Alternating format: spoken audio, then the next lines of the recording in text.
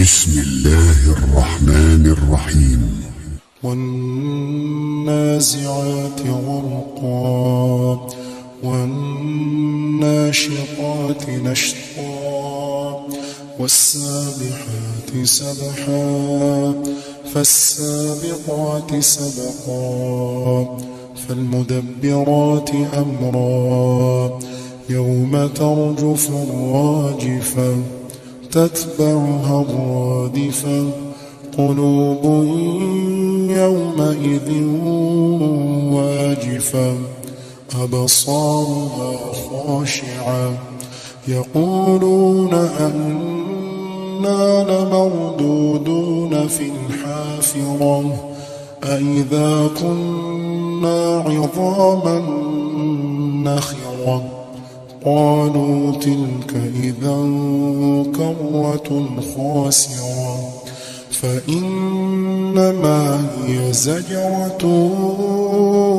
واحدة فإذا هم بالساهرة هل أتاك حديث موسى إذ ناداه ربه بالواد المقدس طوى اذهب إلى فرعون إنه طغى فقل هل لك إلى أن تزكى وأهديك إلى ربك فتخشى فأراه الآية الكبرى فكذب وعصى ثم أدبر يسعى فحشر فنادى فقال أنا ربكم الأعلى فأخذه الله نكال الآخرة والأولى إن في ذلك لعبرة لمن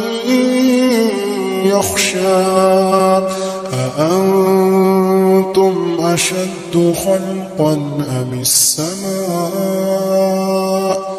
بناها رفع سمكها فسواها وأغطش ليلها وأخرج ضحاها والأرض بعد ذلك دحاها أخرج منها ماءها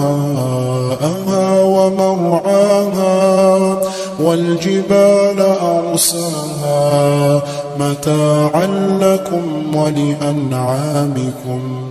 فإذا جاءت الطامة الكبرى يوم يتذكر الإنسان ما سعى وبرزت الجحيم لمن يرى فأما من طغى وآثر الحياة الدنيا فإن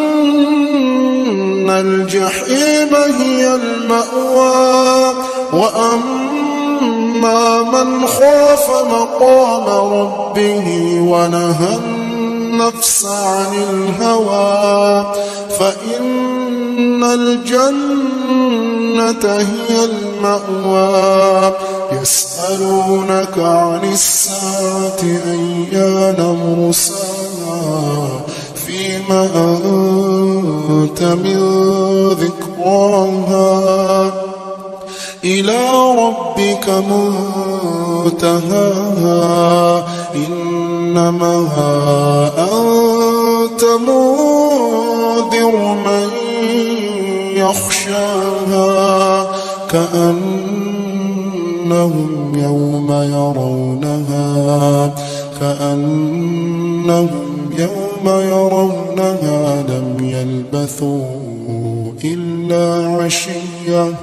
لم يلبثوا إلا عشية أو ضحاها.